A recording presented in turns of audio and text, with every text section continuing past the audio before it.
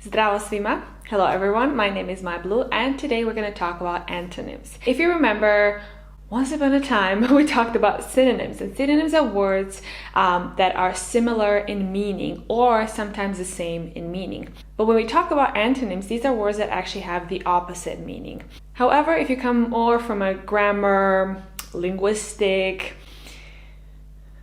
studies, then you're going to know that there are various types of divisions, and I'm not going to talk about these various types of divisions. I just want to kind of illustrate to you what antonyms are in Serbian and also which ones we have. But because we can always think of more and more examples, make sure to write your examples in the comments below. I think this is the only way how you can expand your vocabulary even more. Also, I will give you examples and I will give you sentences how to use these examples. Okay, let's start with adjectives and adverbs. So adjectives, very simple. We have big and small. So big in Serbian is velik and small is mali. Mind you, this is only for nouns that are in masculine.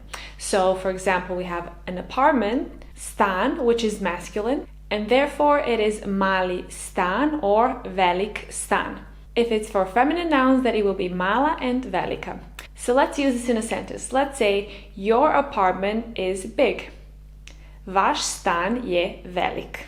If you want to say happy and sad, happy would be veseo for a guy, vesela for a girl, and sad, tužan for a guy, and tužna for a girl.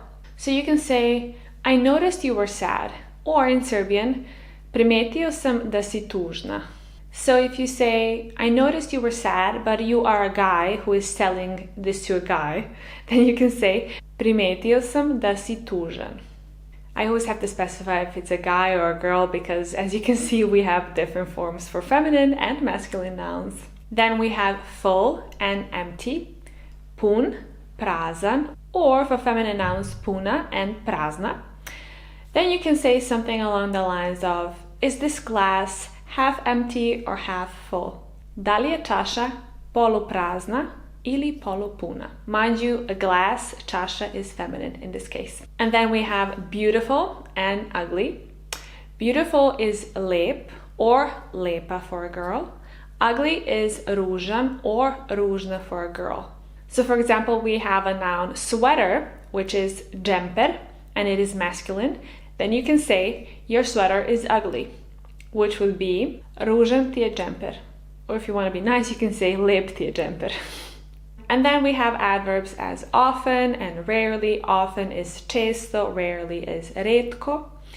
And you can say, I go to the gym often, često idem u teretanu. Near and far, near is blizu, far is daleko. And you can say it's too far away, baš je daleko.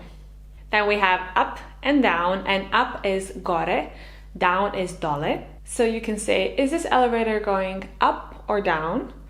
Da li ovaj lift ide gore ili dole? And as for nouns, we can have night and day, which is noć I dan. So you can say, I find it difficult to study at night, which is teško učim noću.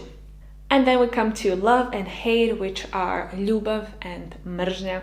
So there's a very famous quote, it's a thin line between love and hate.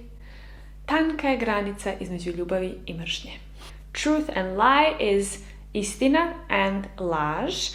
And you can say that is not true, which is to nije istina.